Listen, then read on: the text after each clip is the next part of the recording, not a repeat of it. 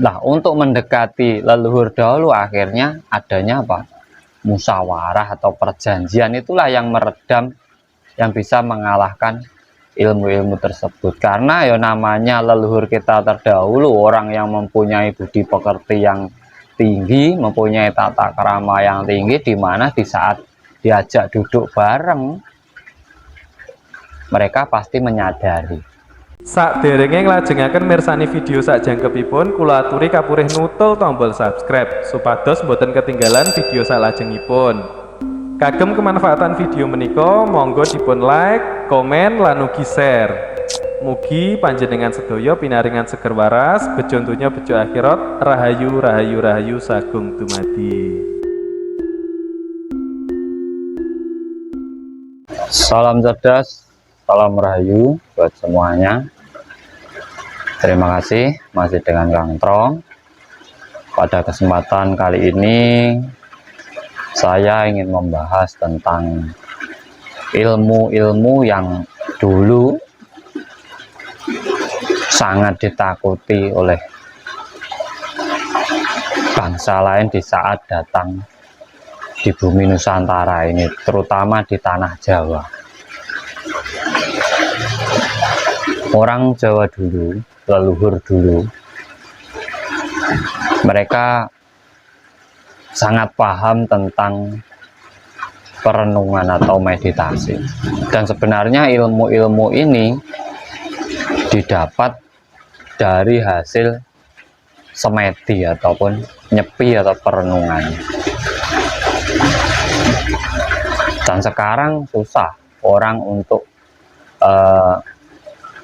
mendalami ini, karena yang diberikan era sekarang ini itu hanya rapalan, mantra, amalan, tirakat puasa, tetapi tidak dijelaskan secara detail cara yang sebenarnya. Itu sebenarnya perenungan ataupun semedi atau meditasi itu bisa menghasilkan keilmuan yang dulu pernah sangat ditakuti di bumi Nusantara ini ataupun di tanah Jawa ini. Sebagai contoh, ilmu Rogo Sukmo, ada ilmu teluh, santet, pelet, ada juga ilmu gineng, ada ilmu malih rupo atau panglimunan. Itu sebenarnya ilmu-ilmu yang sangat ditakuti, dan waktu dulu itu sebenarnya belum ada yang bisa mengalahkan ilmu ini. Nah, untuk mendekati leluhur dahulu akhirnya adanya apa?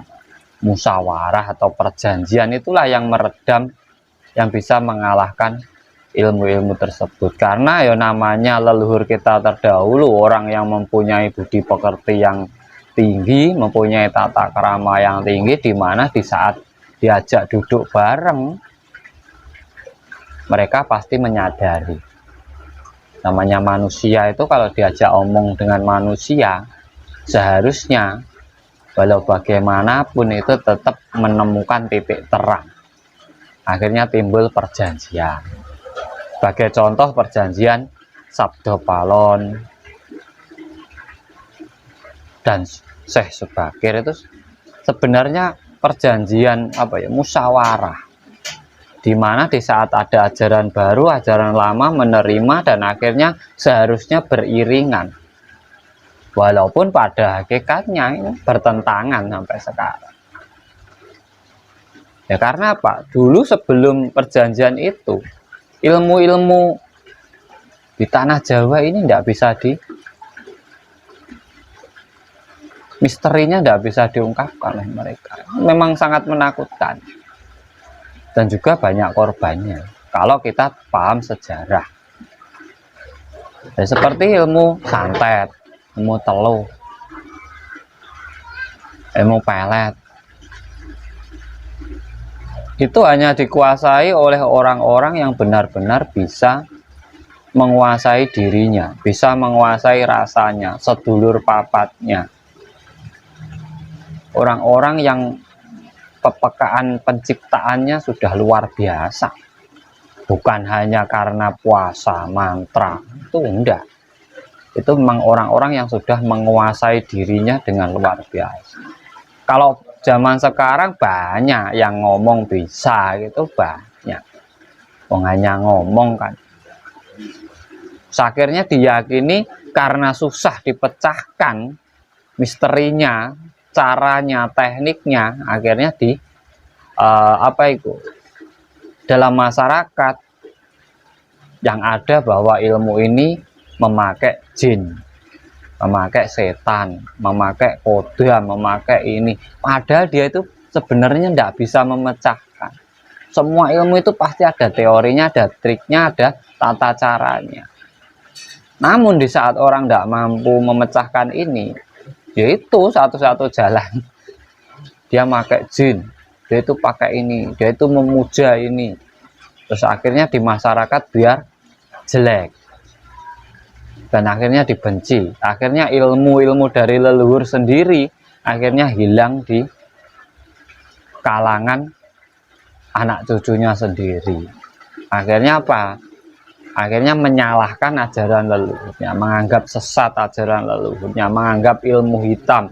Nah, padahal ilmu hitam dan putih itu kan tergantung yang nyebutkan. Nggak ada ilmu kok ada yang hitam, ada yang putih, itu nggak ada. Itu hanya penyebutan. Semua ilmu itu datangnya dari Tuhan. Kalau ilmu datangnya dari Tuhan, sebenarnya kan tidak ada hitam putih. Yang hitam dan putih itu orang-orang yang memakainya. Ini mau dipakai untuk apa? Kalau keilmuannya itu murni dari Yang Maha Kuasa. Tetapi kan cara penggunaannya atau niat dan tujuannya lain-lain. Ini yang membuat hitam dan putihnya sebuah keilmuan. Makanya ilmu-ilmu yang sangat ditakuti zaman dulu seperti Ngroko Sukmo, seperti Gineng, Pancasona, seperti santet, pelet, itu sebenarnya ilmu-ilmu tingkat tinggi yang hanya orang-orang yang sudah menguasai dirinya yang bisa memahami itu. Makanya sekarang muncul kembali kayak pembelajaran meditasi itu yang sebenarnya adalah semedi atau nyepi atau bisa dibilang suwung. Ya memang berarti kalau inilah marak lagi, sebenarnya mau ndak mau orang sekarang itu banyak yang bingung tentang dirinya sendiri. Makanya ingin belajar kembali ke diri sendiri. Nah, ini semoga buat teman-teman, kita jangan menyalahkan dulu ajaran dari leluhur-leluhur kita. Leluhur-leluhur kita dulu punya ilmu pengetahuan dan juga ilmu kanuragan yang luar biasa. Yang bahkan teknik dan tata caranya itu menjadi misteri sampai sekarang. Susah untuk dipecahkan. Akhirnya dianggap itu berhubungan dengan jin dan setan. Sebenarnya itu ada tata cara. Makanya pahami, pikirkan, dalami. Di saat sampean paham, sampean akan baru tahu bahwa keilmuan leluhur panjenengan semua itu luar biasa. Jangan takut dianggap hitam dan putih, karena hitam dan putih itu hanyalah ucapan dari seseorang. Karena dia merasa kita tidak benar. Tapi niat dan tujuan kita itu ada pada diri kita masing-masing. Jadilah spiritual yang paham, yang cerdas, dan bisa memberi pencerahan kepada yang lainnya. Salam cerdas, salam rahayu, Sagung Dumadi.